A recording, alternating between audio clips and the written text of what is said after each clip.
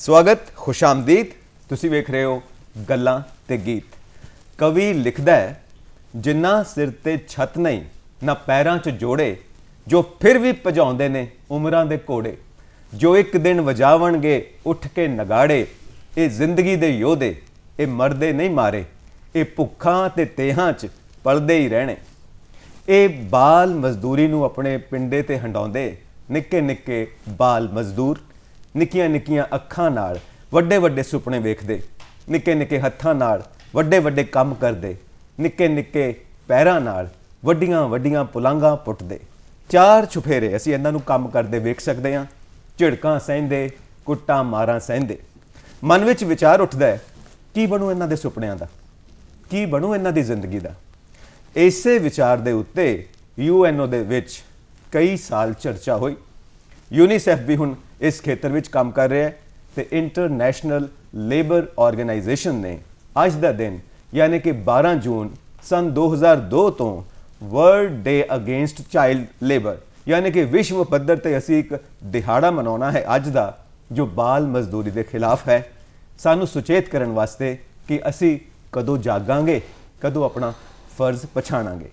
ਤੇ ਇਸ ਵਿਸ਼ੇ ਦੇ ਉੱਤੇ ਸੇਧ ਦੇਣ ਵਾਸਤੇ ਸਾਡੇ ਦਰਮਿਆਨ ਮੌਜੂਦ ਨੇ doctor Daljit Kaur, principal Khalsa law college Jalandhar. ਖੁਸ਼ਾਮਦੀਦ, ਸਵਾਗਤ ਕਰਦੇ ਹਾਂ। ਸਤਿ ਸ਼੍ਰੀ ਅਕਾਲ ਸਰ। ਬਾਲ ਮਜ਼ਦੂਰੀ ਦੀ ਗੱਲ ਅੱਜ ਅਸੀਂ ਕਰਨੀ ਹੈ ਜੀ, ਪਰ ਉਸ ਤੋਂ ਪਹਿਲਾਂ ਅਸੀਂ ਬਾਲ ਮਨ ਦੀ ਗੱਲ ਕਰੀਏ। ਕੁਦਰਤ ਨੇ ਜੋ ਬਾਲ ਮਨ ਬਣਾਇਆ ਹੈ ਬੜਾ ਖੂਬਸੂਰਤ ਹੈ ਜੀ, ਬੜਾ ਪਵਿੱਤਰ ਹੈ। ਬਿਲਕੁਲ। ਬਾਲ ਮਨ ਦੇ ਬਾਰੇ ਕੀ ਵਿਚਾਰ ਰੱਖਦੇ ਹੋ? ਬਿਨਾਂ ਸਮਝ ਤੋਂ ਵੀ ਅਸੀਂ ਕਿੰਨੇ ਸੱਚੇ ਸੀ, ਕਿੱਥੇ ਗਏ ਉਹ ਦਿਨ ਜਦੋਂ ਅਸੀਂ ਬੱਚੇ ਸੀ। ਵਾਹ। ਹੁਣ ਅਗਰ ਅਸੀਂ ਬਾਲਪਨ ਦੀ ਗੱਲ ਕਰੀਏ, ਬਚਪਨ ਦੀ ਗੱਲ ਕਰੀਏ, ਇਨਸਾਨ ਦੀ ਜ਼ਿੰਦਗੀ ਤੋਂ ਸਭ ਤੋਂ ਸੁਨਹਿਰਾ ਪਲ ਮੰਨਿਆ ਜਾਂਦਾ ਹੈ ਉਹ ਬਚਪਨ। ਉਹ ਉਮਰ ਇੱਕ ਬੇਫਿਕਰੀ ਦੀ ਉਮਰ ਹੁੰਦੀ ਹੈ, ਨਾ ਖਾਣ ਦੀ ਫਿਕਰ, ਨਾ ਪਾਣ ਦੀ ਫਿਕਰ, ਨਾ ਕਮਾਉਣ ਦੀ ਫਿਕਰ। ਵੱਡੇ ਵੱਡੇ ਸੁਪਨੇ ਹੁੰਦੇ ਨੇ ਸਾਡੀ ਜ਼ਿੰਦਗੀ ਦੇ। ਅਸੀਂ ਬੱਚਾ ਇੱਕ ਰਾਜੇ ਦੀ ਜ਼ਿੰਦਗੀ ਜੀਂਦਾ ਹੈ ਜਿਹਦੇ ਵਿੱਚ ਉਹਦੇ ਘਰ ਦੇ ਉਹਦੇ ਅੱਗੇ ਪਿੱਛੇ ਹੁੰਦੇ ਨੇ, ਮਗਰ ਕਈ ਇਹੋ ਜਿਹੇ ਪਰਿਵਾਰ ਨੇ ਜਿਹੜੇ ਇਹ ਸੁੱਖ ਆਪਣੇ ਬੱਚਿਆਂ ਨੂੰ ਨਹੀਂ ਦੇ ਪਾ ਰਹੇ ਨੇ। ਸੋ ਉੱਥੋਂ ਸ਼ੁਰੂ ਹੁੰਦੀ ਹੈ ਯਾਤਰਾ, ਉੱਥੋਂ ਸ਼ੁਰੂ ਹੁੰਦੀ ਹੈ ਕਹਾਣੀ ਬਾਲ ਮਜ਼ਦੂਰੀ ਦੀ। ਜੀ। ਇੱਕ ਥਾਂ ਦੇ ਉੱਤੇ ਆਉਂਦੀ ਹੈ ਬਾਲ ਮਜ਼ਦੂਰੀ, ਬਿਲਕੁਲ। ਇੱਕ ਥਾਂ ਤੇ ਆਉਂਦਾ ਹੈ ਬੱਚੇ ਕੰਮ ਕਰ ਰਹੇ ਨੇ। ਜੀ ਜੀ। ਉਹ ਕੰਮ ਪੁਸ਼ਤੈਨੀ ਵੀ ਹੋ ਸਕਦਾ ਹੈ, ਪਰਿਵਾਰਿਕ ਕੰਮ ਨੇ। ਉਹ ਕੰਮ ਸਾਡੇ ਸੱਭਿਆਚਾਰ ਨਾਲ ਜੁੜਿਆ, ਸਾਡੇ ਸੰਸਕਾਰਾਂ ਨਾਲ ਜੁੜਿਆ ਵੀ ਹੋ ਸਕਦਾ ਹੈ। ਉਹਨੂੰ ਅਸੀਂ ਕਹਿ ਸਕਦੇ ਕੁਆਲਿਟੀ ਵਰਕ, ਜੋ ਬੰਦੇ ਦੇ ਅੰਦਰ, ਬੱਚੇ ਦੇ ਅੰਦਰ ਉਹ ਗੁਣ ਪੈਦਾ ਕਰਦਾ ਹੈ ਜੋ ਸਾਰੀ ਉਮਰ ਉਹਨੂੰ ਚੰਗਾ ਇਨਸਾਨ ਬਣਨ ਵਿੱਚ ਸਹਾਇਤਾ ਕਰਦੇ ਨੇ। ਉਹਨੂੰ ਅਸੀਂ ਮਜ਼ਦੂਰੀ ਨਹੀਂ ਕਹਿ ਸਕਦੇ। ਬਿਲਕੁਲ। ਇੱਕ ਹੈ ਬਾਲ ਮਜ਼ਦੂਰੀ ਜੋ ਜ਼ਬਰਦਸਤੀ ਕਰਵਾਈ ਜਾਂਦੀ ਹੈ। ਇੱਕ ਪਾਸੇ ਉਹ ਚਾਈ ਕੰਮ ਕਰਦਾ ਹੈ, ਇੱਕ ਪਾਸੇ ਉਸ ਕੋਲੋਂ ਜ਼ਬਰਦਸਤੀ ਕੰਮ ਕਰਵਾਇਆ ਜਾਂਦਾ ਹੈ। ਜੀ। ਸੋ ਬਾਲ ਮਜ਼ਦੂਰੀ ਬਾਰੇ ਕੀ ਕਹਿੰਦਾ ਹੈ ਸਾਡਾ ਕਾਨੂੰਨ? ਬਾਲ ਮਜ਼ਦੂਰੀ ਦੀ ਗੱਲ ਕਰਨ ਤੋਂ ਪਹਿਲਾਂ ਸਾਨੂੰ ਬਾਲ ਸ਼ਬਦ ਨੂੰ ਪਰਿਭਾਸ਼ਿਤ ਕਰਨਾ ਜ਼ਿਆਦਾ ਜ਼ਰੂਰੀ ਹੈ ਕਿ ਬਾਲ ਕੌਣ ਹੁੰਦੇ ਨੇ, ਬਾਲ ਕੌਣ ਨੇ। ਅਗਰ ਅਸੀਂ ਗੱਲ ਕਰੀਏ ਤੇ child labour prohibition and regulation act 1986 ਜਿਹਦੇ ਵਿੱਚ ਸ਼ੋਧ ਕੀਤੀ ਗਈ ਸੀ 2016 ਦੇ ਵਿੱਚ, ਜੀ, ਉਸ ਐਕਟ ਨੇ ਬਾਲ ਸ਼ਬਦ ਨੂੰ ਦੋ ਕੈਟੇਗਰੀਜ਼ ਚ ਪਾ ਦਿੱਤਾ। ਇੱਕ ਉਹ ਬੱਚੇ ਜਿਹੜੇ 14 ਸਾਲ ਤੋਂ ਘੱਟ ਨੇ, ਦੂਸਰੀ ਕੈਟੇਗਰੀ ਹੈ 14 ਤੋਂ 18 ਸਾਲ ਵਾਲੇ ਬੱਚੇ। ਜਿਹੜੇ 14 ਸਾਲ ਤੋਂ ਘੱਟ ਉਮਰ ਦੇ ਬੱਚੇ ਨੇ ਉਹਨਾਂ ਨੂੰ ਇਹਨਾਂ ਨੇ ਬਾਲ ਕਿਹਾ ਹੈ, ਤੇ ਜਿਹੜੇ 14 ਤੋਂ 18 ਵਾਲੇ ਬੱਚੇ ਨੇ ਉਹਨਾਂ ਨੇ ਅਡੋਲਸੈਂਟ, ਜਿਹਨੂੰ ਆਪਾਂ ਕਿਸ਼ੋਰ ਅਵਸਥਾ ਕਹਿ ਸਕਦੇ, ਠੀਕ ਹੈ, ਇਸ ਚ ਪਾਇਆ। ਉਹਨਾਂ ਨੇ ਸਪੈਸੀਫਿਕਲੀ ਇਹ ਕਿਹਾ ਹੈ ਐਕਟ ਦੇ ਵਿੱਚ ਕਿ ਜਿਹੜੇ 14 ਸਾਲ ਤੋਂ ਘੱਟ ਬੱਚੇ ਨੇ ਉਹ ਤੇ ਕੋਈ ਕੰਮ ਨਹੀਂ ਕਰਨਗੇ, ਕਿਸੇ ਤਰ੍ਹਾਂ ਦੀ ਮਜ਼ਦੂਰੀ ਨਹੀਂ ਕਰਨਗੇ, ਐਕਸੈਪਟ ਅਗਰ ਉਹਨਾਂ ਨੇ ਕਰਨਾ ਹੈ ਤੇ ਉਹ ਕੁਝ ਪ੍ਰਾਵਧਾਨ ਦਿੱਤੇ ਗਏ ਨੇ ਕਿ ਜਿਨ੍ਹਾਂ ਦੇ ਵਿੱਚ ਉਹ ਆਪਣੇ ਪਰਿਵਾਰਿਕ ਕਿੱਤੇ ਨੂੰ ਅੱਗੇ ਲੈ ਕੇ ਜਾ ਸਕਦੇ ਨੇ, ਘਰ ਪਰਿਵਾਰ ਦੇ ਨਾਲ, ਫੈਮਿਲੀ ਦੇ ਨਾਲ ਕੋਈ ਕੰਮ ਕਰ ਸਕਦੇ ਨੇ, ਜਾਂ ਬਾਲ ਕਲਾਕਾਰ। ਟੀਵੀ ਸ਼ੋਅ ਹੋ ਰਹੇ ਨੇ ਅੱਜ ਕੱਲ੍ਹ, ਇੰਨੇ ਰਿਐਲਿਟੀ ਸ਼ੋਅ ਨੇ ਜਿਨ੍ਹਾਂ 'ਚ ਬੱਚੇ ਅਸੀਂ ਦੇਖਦੇ ਹਾਂ, ਡਾਂਸ ਹੈ, ਸਿੰਗਿੰਗ ਦਾ ਕੰਪੀਟੀਸ਼ਨ ਹੈ, ਐਡਵਰਟੀਜ਼ਮੈਂਟਸ ਆ ਰਹੀਆਂ ਨੇ।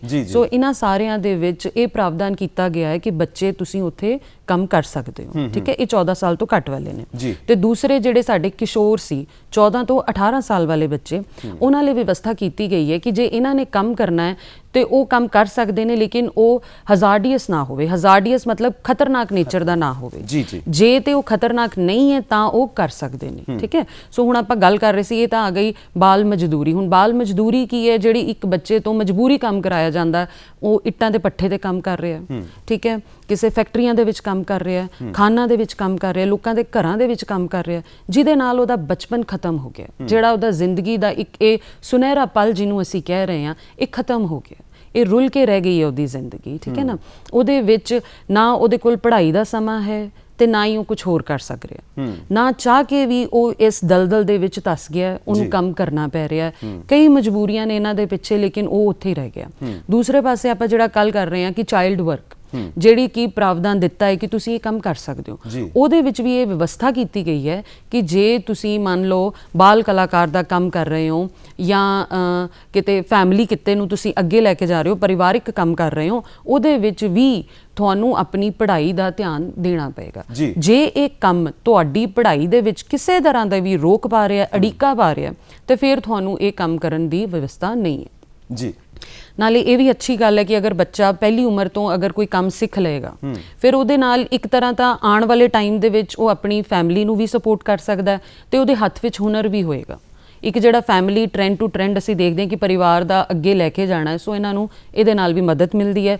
ਬੱਚੇ ਆਪਾਂ ਇਹ ਵੀ ਲੈ ਲੈਂਦੇ ਹਾਂ ਕਿ ਚਲੋ ਕੋਈ ਕੰਮ ਕਰ ਰਹੇ ਨੇ, ਅੱਛਾ ਕੰਮ ਹੈ, ਕਿ ਜੇ ਵਿਹਲੇ ਰਹਿਣਗੇ ਤੇ ਉਹ ਵਿਹਲਾ ਮਨ ਸ਼ੈਤਾਨ ਦਾ ਘਰ ਹੋ ਜਾਏਗਾ, ਇਹ ਗਲਤ ਪਾਸੇ ਜਾਣਗੇ। ਸੋ ਕਈ ਪਰਿਵਾਰਾਂ ਦੇ ਵਿੱਚ ਇਹ ਵੀ ਸੋਚੇ ਕਿ ਅਸੀਂ ਬੱਚੇ ਹੁਣ ਹੋ ਗਏ ਨੇ ਵੱਡੇ, ਇਹਨਾਂ ਨੂੰ ਥੋੜ੍ਹਾ ਆਰਥਿਕ ਪਾਸੇ ਵੱਲ ਨੂੰ ਵੀ ਤੋਰੀਏ ਕਿ ਇਹਨਾਂ ਨੂੰ ਕੰਮ ਦੇ ਵੱਲ ਸਮਝ ਆਵੇ। ਹੁਨਰ ਦਾ ਵਿਕਾਸ, ਸਕਿੱਲ ਡਿਵੈਲਪਮੈਂਟ ਔਰ ਇਕਨੋਮਿਕਲੀ ਉਹ ਇੰਡੀਪੈਂਡੈਂਟ ਹੋ ਜਾਂਦਾ, ਉਹਦੇ ਕੋਲ ਪੈਸਾ ਆਉਣਾ ਸ਼ੁਰੂ ਵੀ ਹੋ ਜਾਂਦਾ, ਉਹਨੂੰ ਖੁਸ਼ੀ ਵੀ ਹੁੰਦੀ ਹੈ, ਜ਼ਿੰਮੇਵਾਰੀ ਦਾ ਅਹਿਸਾਸ ਆਉਣ ਲੱਗ ਪੈਂਦਾ। ਸਾਡੇ ਭਾਰਤ ਦੇ ਵਿੱਚ ਤੇ ਪੁਰਾਤਨ ਵਿਵਸਥਾ ਹੀ ਇਹ ਸੀਗੀ ਕਿ ਬੱਚਾ ਘਰੋਂ ਰੋਟੀ ਦੇਣ ਜਾਂਦਾ ਸੀ ਨਾ ਆਪਣੇ ਪਿਤਾ ਜੀ ਨੂੰ, ਰੋਟੀ ਦੇਣ ਜਾਂਦਾ ਹੀ ਕੰਮ ਸਿੱਖ ਲੈਂਦਾ ਸੀ, ਕਦੇ ਕੁਝ ਕਦੇ ਕੁਝ। ਇਹ ਹੁਣ ਆ ਕੇ ਥੋੜੇ ਵਿਗਾੜ ਪੈਦਾ ਹੋਏ ਨੇ। ਸੋ ਅਸੀਂ ਬਾਲ ਮਜ਼ਦੂਰੀ ਵੀ ਆਪਾਂ ਨਾਲ ਦੀ ਨਾਲ ਦੇਖਦੇ ਪਏ ਹਾਂ। ਕਾਨੂੰਨ ਬਹੁਤ ਵਧੀਆ ਨੇ, ਗੱਲਾਂ ਬਹੁਤ ਵਧੀਆ ਨੇ, ਪ੍ਰੈਕਟੀਕਲੀ ਕੀ ਹੋ ਰਿਹਾ ਹੈ, ਅਮਲੀ ਤੌਰ ਤੇ ਕੀ ਹੋ ਰਿਹਾ ਹੈ, ਅਸੀਂ ਦੇਖਦੇ ਹਾਂ ਇਹ ਸਭ ਨਹੀਂ ਹੋ ਰਿਹਾ ਜੋ ਦੇਖਣ ਨੂੰ ਮਿਲਦਾ ਹੈ, ਇਹ ਸਭ ਇਹਦੇ ਵਿਪਰੀਤ ਹੈ। ਔਰ ਅੱਜ ਖੁੱਲ੍ਹ ਗੱਲ ਕਰਨੀ ਪਏਗੀ, ਖੁੱਲ੍ਹੇ ਦਿਲ ਨਾਲ ਗੱਲ ਕਰਨੀ ਪਏਗੀ, ਖੁੱਲ੍ਹੀ ਸੋਚ ਨਾਲ ਗੱਲ ਕਰਨੀ ਪਏਗੀ, ਖੁੱਲ੍ਹ ਦਿਲੀ ਨਾਲ ਗੱਲ ਕਰਨੀ ਪਏਗੀ।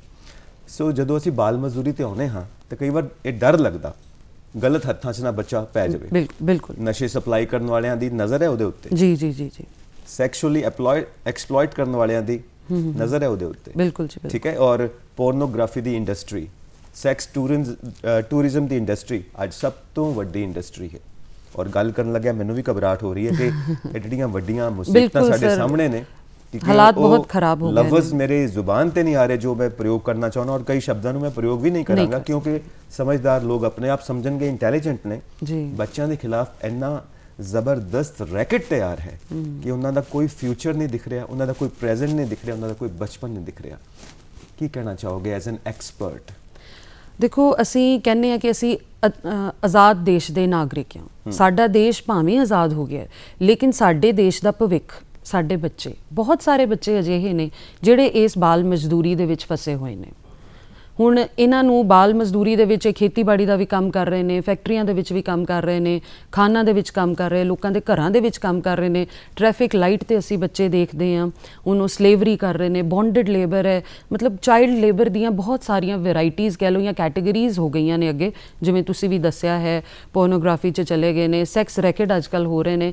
ਬੱਚੇ ਘਰੋਂ ਤਾਂ ਗਏ ਸੀਗੇ ਕਿ ਅਸੀਂ ਘਰ ਦੀ ਰੋਟੀ ਕੱਪੜਾ ਮਕਾਨ ਦੀ ਸਮੱਸਿਆ ਨੂੰ ਕੁਝ ਮਦਦ ਕਰੀਏ, ਉਹਨਾਂ ਨੇ ਘਰੋਂ ਪੈਰ ਪੱਟਿਆ ਸੀ, ਆਪਣੀਆਂ ਸਕੂਲ ਦਾ ਬੈਗ ਕਿਤਾਬਾਂ ਛੱਡੀਆਂ ਸੀ ਕਿ ਅਸੀਂ ਘਰ ਕੁਝ ਲੈ ਕੇ ਆਵਾਂਗੇ, ਲੇਕਿਨ ਘਰੋਂ ਉਹ ਬਾਹਰ ਗਏ ਨੇ ਤੇ ਉਹਨਾਂ ਦੇ ਨਾਲ ਇੰਨਾ ਸ਼ੋਸ਼ਣ ਹੋ ਰਿਹਾ ਕਿ ਜਿਸ ਪੱਖੋਂ ਉਸ ਮਾਂ ਨੇ ਆਪਣਾ ਨਿਆਣਾ ਭੇਜਿਆ ਸੀ ਕਿ ਜਾ, ਕਿਹੜੀ ਮਾਂ ਚਾਹੇਗੀ ਕਿ ਮੇਰਾ ਬੱਚਾ ਬਾਹਰ ਜਾ ਕੇ ਕਿਸੇ ਦੇ ਘਰ ਕੰਮ ਕਰੇ? ਮਗਰ ਇਹ ਵੀ ਕਈ ਮਜਬੂਰੀਆਂ ਨੇ ਜਿਹੜੀ ਉਸ ਮਾਂ ਨੂੰ ਕਹਿੰਦੀ ਹੈ ਕਿ ਨਹੀਂ, ਇਸ ਬੱਚੇ ਨੂੰ ਜਾ ਲੈਣ ਦੇ, ਠੀਕ ਹੈ ਨਾ। ਹੁਣ ਉਹ ਬੱਚਾ ਜੇ ਗਿਆ ਹੈ ਤੇ ਬਾਹਰ ਜਾ ਕੇ ਉਹਨੂੰ ਦੁਨੀਆ ਤੰਗ ਕਰ ਰਹੀ ਹੈ, ਉਹਨੂੰ ਗਲਤ ਹੱਥਾਂ 'ਚ ਬੱਚਾ ਪੈ ਰਿਹਾ, ਗਲਤ ਕੰਮ ਦੇ ਉੱਤੇ ਜਾ ਰਿਹਾ, ਤੇ ਇਹਦਾ ਆਉਣ ਵਾਲੇ ਕੱਲ੍ਹ ਤੇ ਭਵਿੱਖ ਤਾਂ ਸਾਡਾ ਫਿਰ ਸਮਝ ਹੀ ਰਹੇ ਹਾਂ ਕਿ ਹੁਣ ਕਿੱਧਰ ਨੂੰ ਜਾਏਗਾ। ਜੀ ਬਿਲਕੁਲ, ਕਿਉਂਕਿ ਕਈ ਵਾਰ ਮੇਰੇ ਇਮੋਸ਼ਨਸ ਬੜੇ ਕ੍ਰਸ਼ ਹੋ ਜਾਂਦੇ ਨੇ, ਬੜੇ ਟੁੱਟਦੇ ਨੇ, ਕਿਉਂਕਿ ਮੈਂ ਸੋਚਣ ਲੱਗ ਪੈਣਾ ਇਹਨਾਂ ਵਿੱਚੋਂ ਮੈਂ ਵੀ ਇੱਕ ਹੋ ਸਕਦਾ ਸੀ, ਮੈਂ ਵੀ ਇੱਕ ਬਾਲ ਮਜ਼ਦੂਰ ਹੋ ਸਕਦਾ ਸੀ, ਪਰ ਮੈਂ ਚੰਗੇ ਪਰਿਵਾਰ 'ਚ ਪੈਦਾ ਹੋਇਆ, ਮੈਂ ਬਚ ਗਿਆ।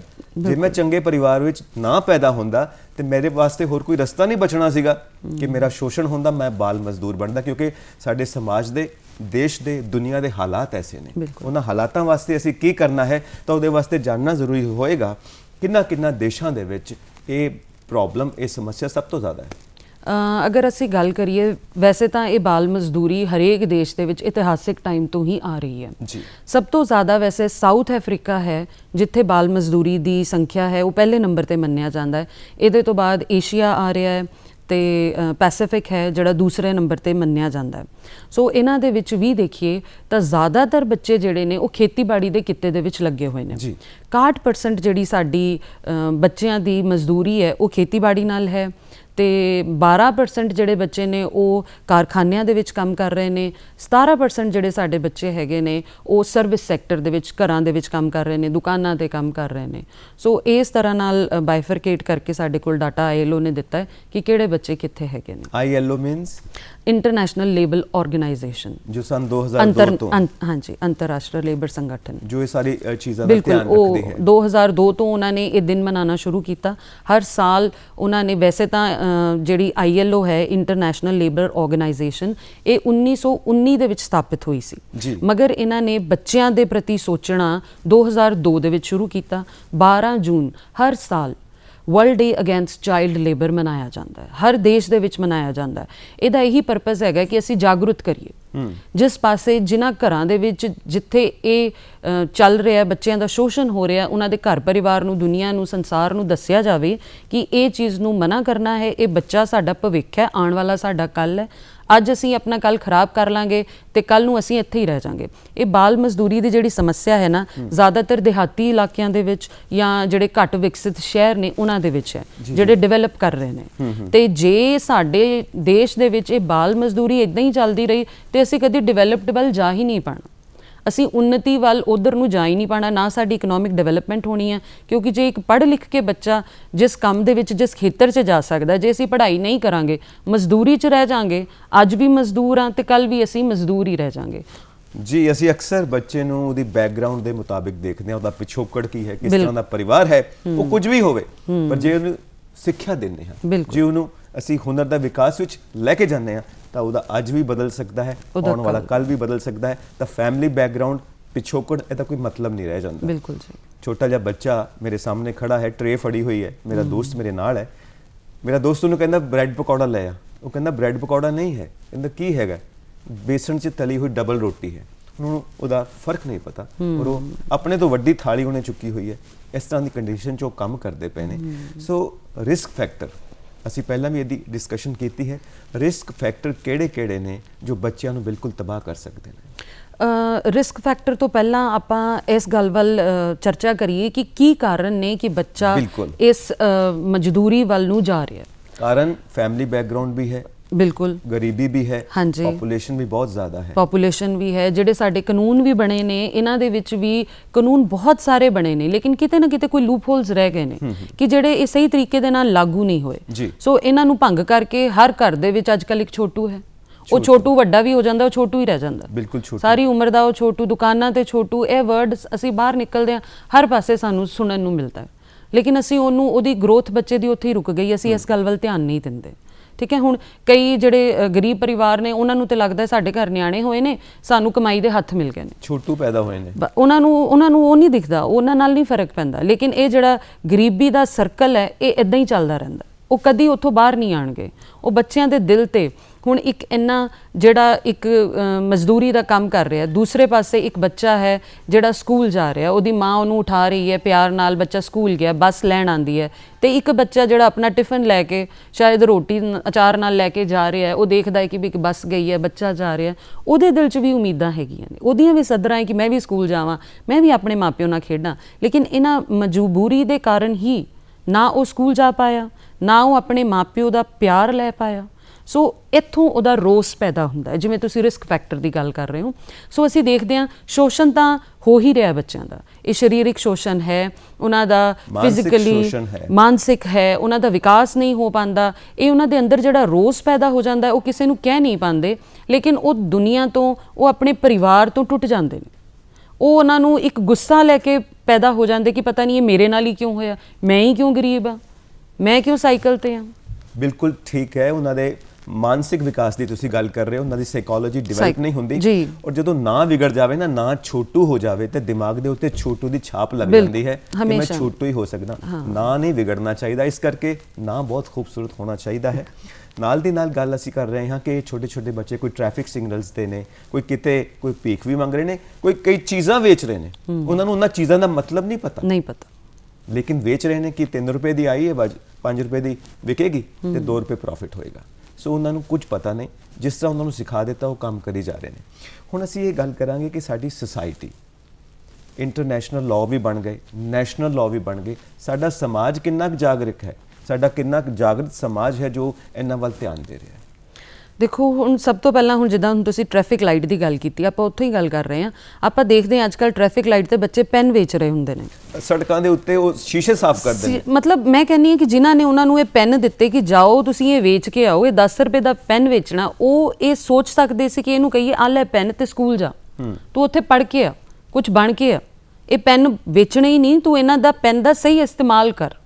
ਹੁਣ ਜਦੋਂ ਉਹ ਵੇਚ ਰਹੇ ਹੁੰਦੇ ਆ ਤਾਂ ਕਈ ਲੋਕੀ ਵੀ ਲੈ ਲੈਂਦੇ, ਚਲੋ ਬੱਚਾ ਹੈ 100 ਰੁਪਏ 200 ਰੁਪਏ ਦੇ ਦਿੰਦੇ। ਉਹਨਾਂ ਨੂੰ ਵੀ ਦਿਖ ਰਿਹਾ ਕਿ ਬਈ ਇਹ ਇੱਕ ਤਰ੍ਹਾਂ ਦਾ ਸ਼ੋਸ਼ਣ ਹੀ ਹੈ, ਬੱਚਿਆਂ ਦਾ ਇਨੋਸੈਂਟ ਫੇਸ ਦਿਖਾ ਕੇ ਉਹਨਾਂ ਨੂੰ ਐਕਸਪਲੋਇਟ ਕੀਤਾ ਜਾਂਦਾ, ਉਹਨਾਂ ਨੂੰ ਪੜ੍ਹਾਈ ਵੱਲ ਨਹੀਂ ਤੋਰਿਆ ਜਾਂਦਾ।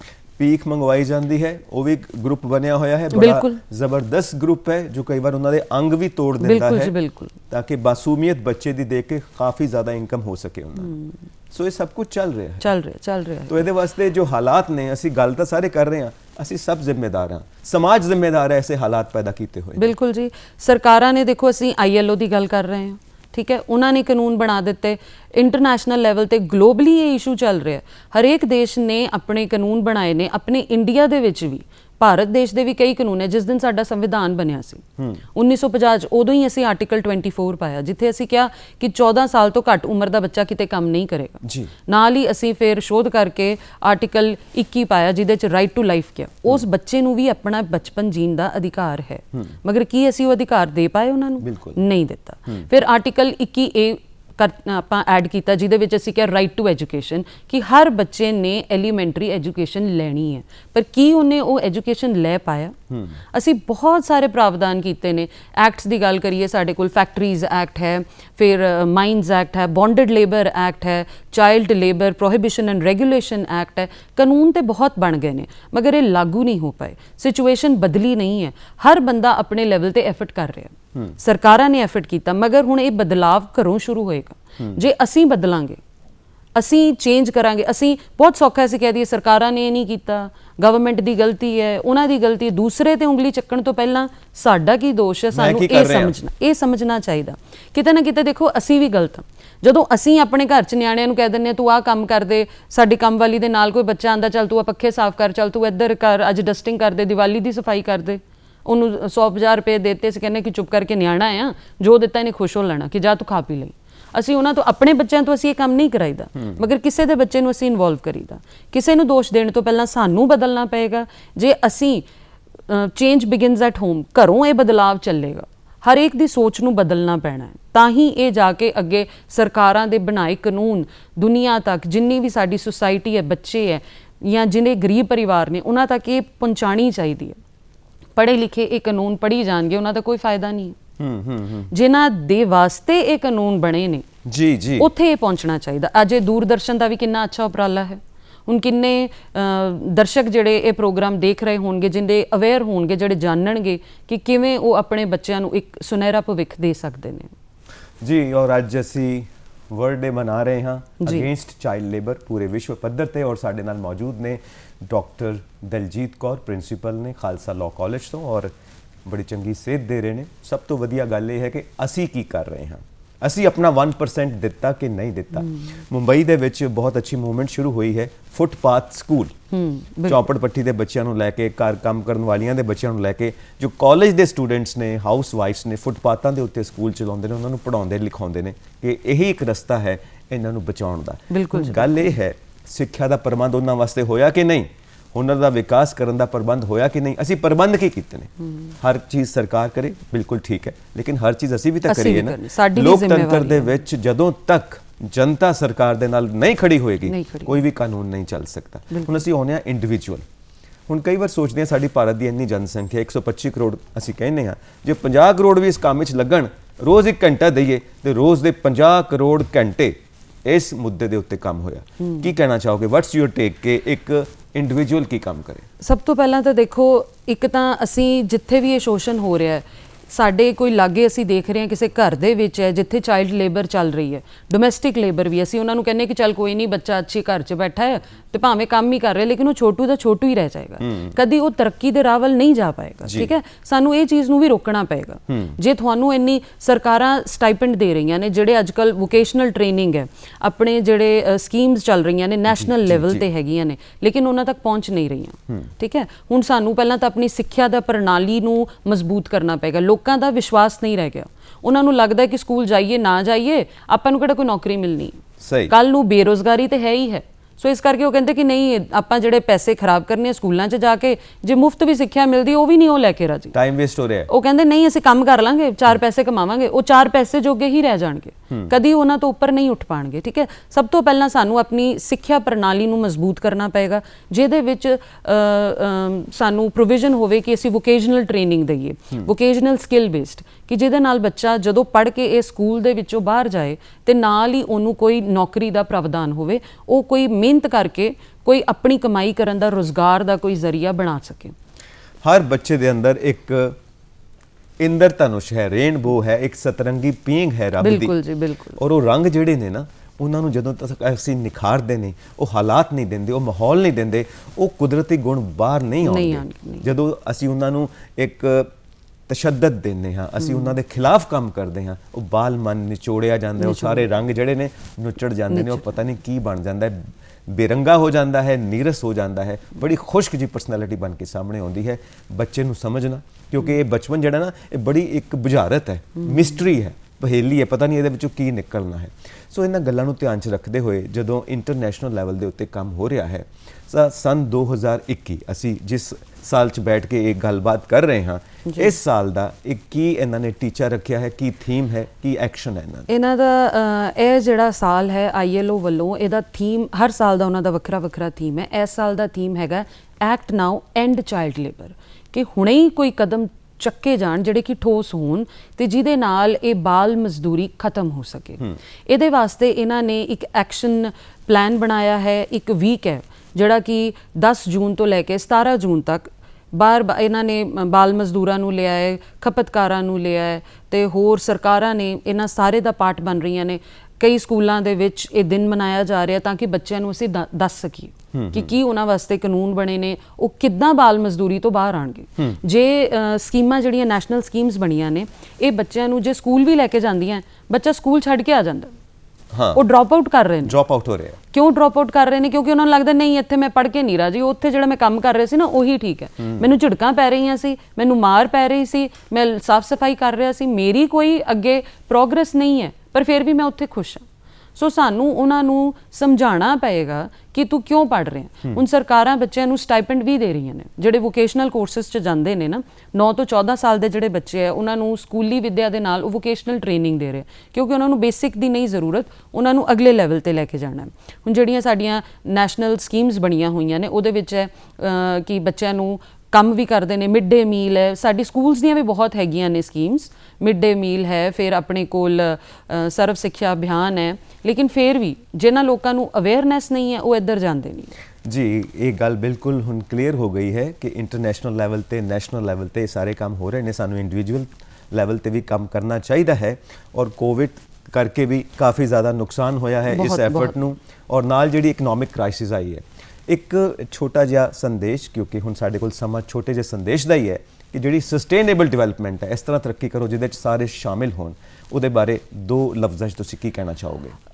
2 ਲਫ਼ਜ਼ਾਂ ਦੇ ਵਿੱਚ ਤਾਂ ਮੈਂ ਹੁਣ ਇਹੀ ਕਹੂੰਗੀ ਕਿ ਆਓ ਮਿਲ ਕੇ ਪੜ੍ਹਾਈਏ ਬੱਚਿਆਂ ਨੂੰ ਤੇ ਇਹ ਬਾਲ ਮਜ਼ਦੂਰੀ ਅਸੀਂ ਹਟਾਈਏ। ਸਭ ਤੋਂ ਜ਼ਿਆਦਾ ਇੱਕੋ ਹੀ ਰਾਹ ਹੈ ਕਿ ਜਿਹੜਾ ਅਸੀਂ ਬਾਲ ਮਜ਼ਦੂਰੀ ਤੋਂ ਬਾਹਰ ਨਿਕਲਾਂਗੇ ਜਦੋਂ ਅਸੀਂ ਇਹਨਾਂ ਬੱਚਿਆਂ ਨੂੰ ਪੜ੍ਹਾਵਾਂਗੇ। ਜੇ ਇਹ ਪੜ੍ਹਾਈ ਦੀ ਰਾਹ ਤੇ ਤੁਰਨਗੇ, ਆਪਣੇ ਅਧਿਕਾਰਾਂ ਨੂੰ ਸਮਝਣਗੇ, ਤਾਂ ਹੀ ਇਹ ਕਿਸੇ ਤਰੱਕੀ ਤੇ ਜਾਣਗੇ।